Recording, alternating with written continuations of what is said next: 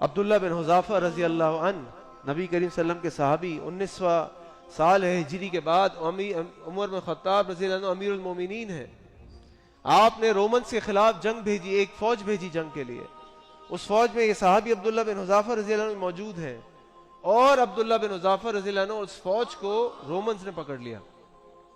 Roman بادشاہ نے بڑی کہانیاں سنی ہوئی تھیں کہ اللہ کے وسلم کے صحابہ ایسے ہیں، صحابہ ایسے ہیں. وہ حکم دے تو سمندر میں بھی گھوڑے دوڑا دیتے ہیں، وہ حکم دیتے ہیں اپنی جان مال تن سب لگا دیتے ہیں، کوئی فکر نہیں کرتے، ان کو دنیا کی کوئی فکر نہیں ہوتی، ان کو آخرت کی فکر ہوتی ہے. اس نے کہا کہ اس صحابی کو پکڑا ہے، لے کر آؤ، اس کو چیک کرتا ہوں میں اس کو. اس صحابی کو لایا گیا عبداللہ بن حذافہ رضی اللہ عنہ کو. عبداللہ بن حذافہ رضی اللہ عنہ کو کہا اس رومن بادشاہ نے کہ تم عیسائیت قبول کر لو، میں تمہیں آزاد کر دوں گا. انہوں نے کہا کہ یہ نہیں ہو سکتا.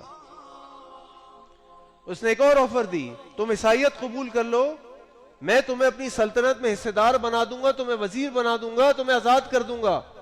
انہوں نے کہا جو کچھ تمہارے پاس ہے تم وہ بھی دے دو، جو عربوں کے پاس ہے وہ بھی دے دو، تو بھی میں محمد رسول اللہ صلی اللہ علیہ وسلم کا دین نہیں چھوڑوں گا. اس نے کہا میں تمہیں تیروں سے مار مار کے قتل کرا دوں گا. اس نے کرا تو قتل. بادشاہ نے حکم دیا اپنے فوجیوں کو، ان فوجیوں نے اس کو ایک کراس کے اوپر لٹکایا عبداللہ بن حذافہ رضی اللہ عنہ کو، اور کہا کہ اب اس کی پوری باڈی کے ارد گرد تم تیر مارو. اور عبداللہ بن حذافہ رضی اللہ عنہ کی پوری باڈی کے ارد گرد تیر مارے گئے. اور پھر کہا کیا پروگرام ہے؟ وہی پروگرام ہے جو پہلے تھا. موت سے نہیں گھبرائے. کیوں نہیں گھبرائے؟ کیونکہ اس موت کے بعد کیا ملنا ہے مومن کو؟ جنت. بادشاہ نے کہا ٹھیک ہے لے آؤ اس کو. پھر ایک بہت بڑی دیگ منگوائی، اس دیگ کے نیچے آگ لگائی، اس کے اندر تیل نے ڈالا، اس تیل کو دہکایا، اور کہا کہ عبداللہ بن حذافہ کی فوج میں سے 2 مسلمانوں کو اور بلاؤ. اور ایک کو کھڑا کیا اور اس کو اس جلتے ہوئے تیل کی کڑھائی کے اندر پھینک دیا، اور وہ جل کے ختم ہو گئے. ان کے خون اور گوشت کی بو آنے لگی. اور پھر حکم دیا کہ اب اس عبداللہ بن حذافہ کو بھی اس کے اندر ڈالو. اور عبداللہ بن حذافہ رضی اللہ عنہ کو پکڑ کے لے جانے لگے تو عبداللہ بن حذافہ رضی اللہ عنہ کی آنکھوں سے آنسو نکل آئے. بادشاہ نے پوچھا اب کیوں روتے ہو؟ پہلے کیوں نہیں روئے جب تمہیں چانس دیا تھا کہ مانو، عیسائیت قبول کر لو، تمہیں چھوڑ دیں گے، بادشاہ بنا دیں گے. ایک روایت میں آتا ہے، تفسیر نے امام نے کثیر البدایہ و نہایہ میں لکھا ایک روایت میں کہ میں اپنی بیٹی سے بھی تمہاری شادی کر دوں گا. عبداللہ بن حذافہ رضی اللہ عنہ نے فرمایا کہ میں اس لیے نہیں روتا کہ مجھے موت سے ڈر لگتا، میں اس لیے روتا ہوں کہ کاش جتنے بال میرے جسم کے اندر ہیں اتنی جانیں میرے پاس ہوتی، ان تمام جانوں کو میں اللہ کے راستے میں قربان کر دیتا ہوں. اللہ اکبر، اللہ اکبر. یہ صحابی رسول صلی اللہ علیہ وسلم.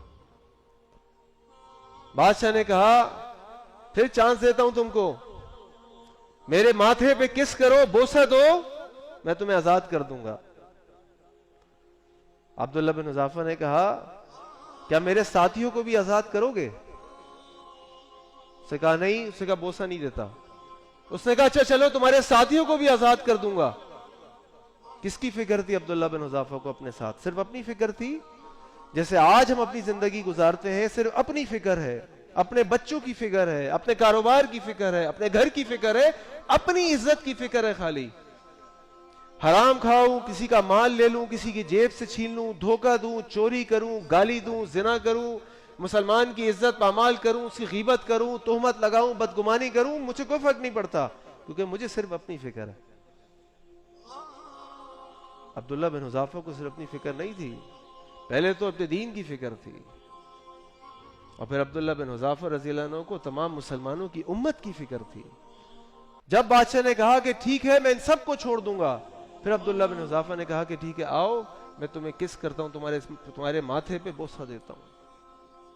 عبداللہ بن حذافہ رضی اللہ عنہ کے ماتھے پہ بوسہ دیا، اور پھر بادشاہ نے اپنے وعدے کے مطابق عبداللہ بن حذافہ رضی اللہ عنہ اور تمام اور مسلمانوں کو بھی آزاد کر دیا.